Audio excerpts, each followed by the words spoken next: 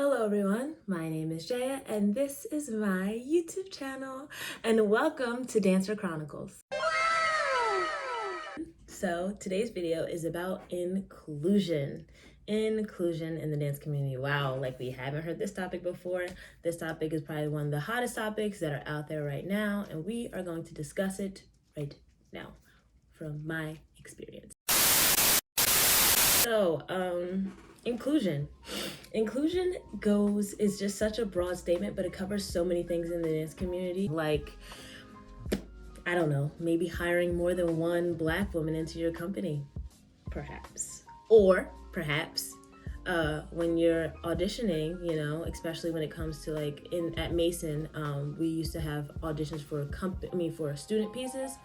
And oh my gosh, this story is great. Anyway, so I'm gonna get to it though, but let me relax. So at Mason, we had a lot of student pieces, and something that always happened was they would either be, okay, let me rewind. My senior year, okay, no, rewind even further. My freshman year, my freshman class had, at the time when I was there, had 4 Black dancers out of a class of 30 something. There was 4 of us. And then when I was a freshman, so the senior class when I was a freshman had 4 Black dancers as well out of a class of like 12 or something. Yeah, they had a smaller class, but there was 4. So there was 4 Black girls as seniors, 4 Black girls as freshmen, and there were none in between.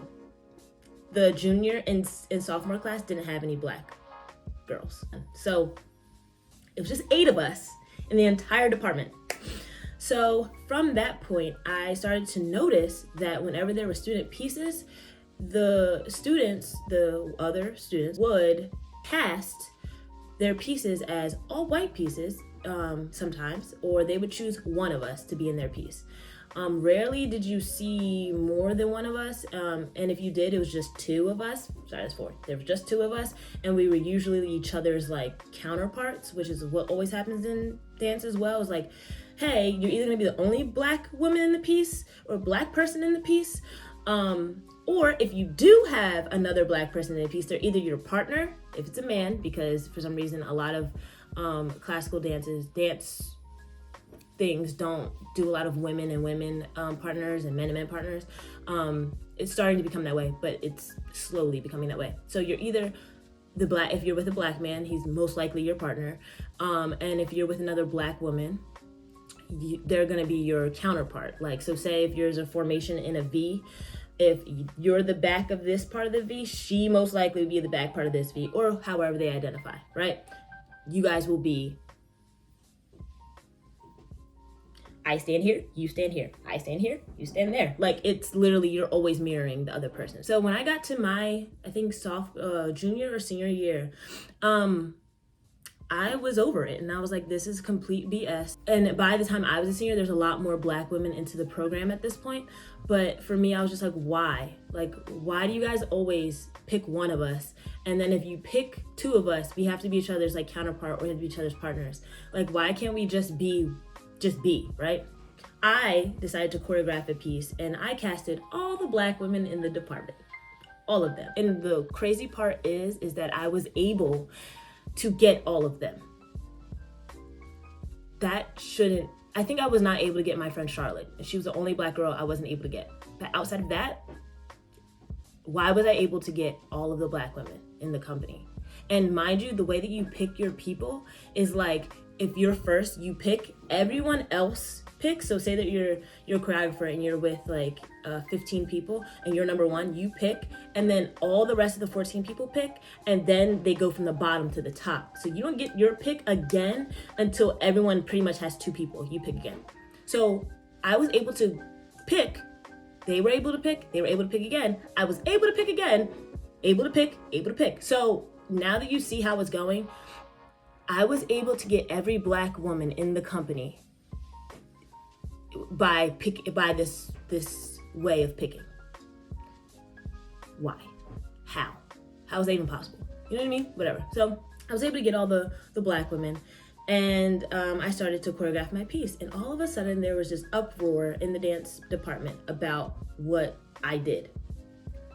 To the point where our director had to call me into the office and have a talk with me about what I did. I'm gonna give you guys a moment to just think about what I just said. One, there has been many all-white pieces in this company at this point. Many. Honestly, every show had at least 2 all-white pieces. And 2, I was able to get all these black girls. So how is that my fault? Or how am I in any fault into picking all the black women when no one else was picking them clearly if I was able to get them all, right? So I went into the office and my teacher was like, it was brought to my attention that you picked all black women or all black dancers for your piece. What's going on? And I was like, so how many all white pieces exist, especially in this show right now? And I kid you not, my director, her face just dropped and she was like, oh my gosh, I am so sorry. This is a student teacher moment. I didn't even see it that way. I am so sorry for bringing you into the office and talking to you about this. She apologized to me. She was like, you literally opened my eyes to something I didn't even notice. And I was like, yeah, so am I good now? And she was like, yep, you can leave. I was like, great. So I left. And as I walk out, some of the other white dancers, white counterparts, is it because I'm not black, I'm not good enough to be in your piece? No, sweetie, you're just having the usual black experience and you're not used to it. You're not used to not being included because you're always included. How does it feel? Doesn't feel good, does it? Oh, okay. And the answer is yes, you're not good enough to be in my piece even if you were black. And literally I had many white, like I said, my white counterparts cry. Literal tears because I casted a piece of all black women and it was fire. It was fire. Literal tears that they had to go complain to the director about my decision. The sad part is they still, I don't know if they, like to this day, they still see how messed up that was or how selfish, and to cry about not being in a piece or to cry about you not being chosen because of your skin. So, that made a huge uproar at my school. And from that day on, everybody has calmed down. Everyone has realized that's a problem. Why are there only, every piece, every performance or every show, there's all white pieces? Oh, you like the way they move, right? They find different ways to justify why they do those things, right? Because if I ask, which I have, why do you have all white people? I like the way they move. These people in the group flow together so nicely. It just looks cohesive. Okay, so then don't get mad because those same girls that do that, don't get mad when I do the same exact thing. It's just a different color.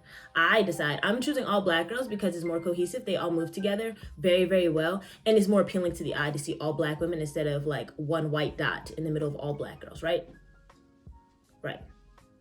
So that's a story, a real story. I'm really not BSing. That happened to me. All because of one thing I did, and that was choreograph people that look, I casted people that looked more like me. And I didn't have anyone that didn't look like me, and that was the problem. And it's so funny how it gets more noticed when black people do it, but when white people do it, it's okay. It's fine when they do it, but when we do it, oh my gosh. So, I'm not saying that you should just hire or cast a black woman because you need diversity in your cast now. You should, but I'm saying you should cast based off of literally how the person dances, not how they look, not their skin tone, not their hair, not their body type, but how they dance, how they move. If they move the way that you like, then cast them. If they don't, then don't cast them. But it shouldn't have to be all about appearance all the time for dance. And it seems like that is always the case when it comes to dance. And I understand our path and our career and our art form is very about, it's about looks. It's about eye and make sure everything's appealing to the eye. I get it. But when it comes to inclusion, we should go past the looks, because that's what costuming is for anyway. You know, make everyone look the same. Wear the same costumes. You know, the world doesn't look like that, right? Why don't we just start making dance or making shows that actually reflect the world? You don't really see too many pieces that reflect real life. You see a lot of fairy tale or things you wish actually were the case, right? But anyway, inclusion is important, which will bring me to my next point in the next video. So if you want to hear more, then just keep on watching, and I'll see you next time on Dancer Chronicles. Oh, and don't forget to like, comment, share, subscribe. See you again. Bye.